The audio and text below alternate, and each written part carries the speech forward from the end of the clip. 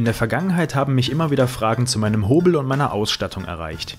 Deswegen dachte ich mir, mein Moped sollte mit seinem eigenen Video auch mal die Aufmerksamkeit bekommen, die es sich verdient hat. Denn immerhin schleppt es ohne zu murren meinen dicken Hintern von A nach B. Zwar kennen wir uns erst etwas über ein Jahr, aber in dieser Zeit haben wir bereits über tausende Kilometer zusammen die Welt unsicher gemacht. Egal ob über die Hügel der Eifel, durch die endlosen Wälder Schwedens oder entlang der Berge und Fjorde Norwegens, auf meine GS kann ich mich verlassen. Daher gehört dieses Video ganz allein meiner Maschine. Fangen wir mit den technischen Daten an, die dürften vielen sowieso schon bekannt sein.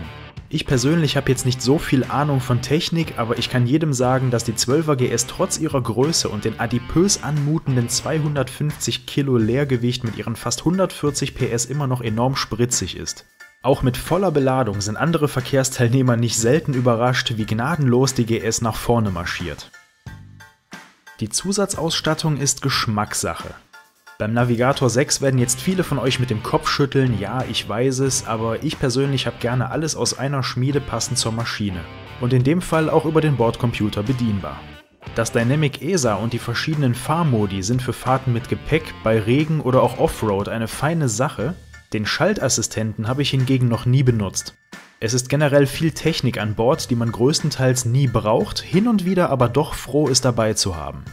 Nur eine Sache stört mich, denn auf dem riesigen TFT-Display im Cockpit kann ich immer noch keine Videos gucken. Und auch bei der Wahl des Zubehörs gehen die Meinungen breit auseinander. Ich persönlich gehöre zum Team Touratech. Hat sich so ergeben, ich bin dabei geblieben und bisher nie enttäuscht worden. Den Anfang machen der Motor und der Verkleidungssturzbügel, beides Dinge, die ich hoffentlich nie in Anspruch nehmen werde. Toi toi toi. Und mittlerweile stoße ich mir auch nicht mehr die Schienbeine daran.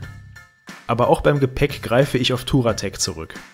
Ich habe das Sega Evo Kofferset in 38 und 45 Litern, jeweils mit den passenden Innentaschen. Darin sind auf Tour Sachen wie Kleidung, Essen, Hygiene, Elektronik, also alles, was man unterwegs braucht. Auf dem Sozius sitzt noch eine Packtasche mit 82 Litern, in der ich dann alles rund ums Thema Camping verstaue. Außerdem die Dinge, an die ich unterwegs nicht mal eben schnell rankommen muss. Und während der Fahrt auch eine super Rückenlehne.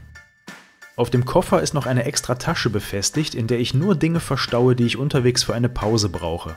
Kaffee, ein Becher, etwas Obst oder Sachen zum Händewaschen. Sehr, sehr praktisch. Hinten an den Koffern hängen dann noch 2 Kanister. Hier muss ich immer vorsichtig sein, denn in dem einen Kanister ist Reservebenzin, in dem anderen Trinkwasser, nicht verwechseln. Nachdem mir in Schweden am Kalchön beinahe mal der Sprit ausgegangen ist, habe ich seitdem in abgelegenen Gegenden immer einen 3 Liter Reservekanister dabei. Für den sicheren Halt der Packtasche sorgt dann noch die entsprechende Gepäckbrücke. Tatsächlich ist der Windschild das einzige, was nicht von BMW oder Touratech stammt. Hier nutze ich den großen getönten Windschild von Wunderlich. Und selbst der ist mir mit meinen 1,86 schon fast zu klein. Die Maschine hat übrigens mittlerweile auch mal einen Namen. Yeting. Klingt komisch, ist aber schwedisch und bedeutet Wespe. Der Name hat 2 Ursprünge, beide liegen in Schweden. Zum einen sind wir während unserer Jungfernfahrt letzten Sommer munter durch die schwedischen Wälder gebrummt, zum anderen hatte sich während der gesamten Tour durch Schweden eine Wespe am Windschild verewigt. In Kombination kam mir unterwegs die Idee für diesen Namen. Ansonsten ist das die Maschine und die Ausrüstung, die ich mir für meine Reisen passgenau zusammengestellt habe. Womit seid ihr denn so unterwegs? Habt ihr Tipps oder Anregungen für mich? Dann mal ab in die Kommentarspalte. Ansonsten bis zum nächsten Mal, danke fürs Zusehen und gute Fahrt.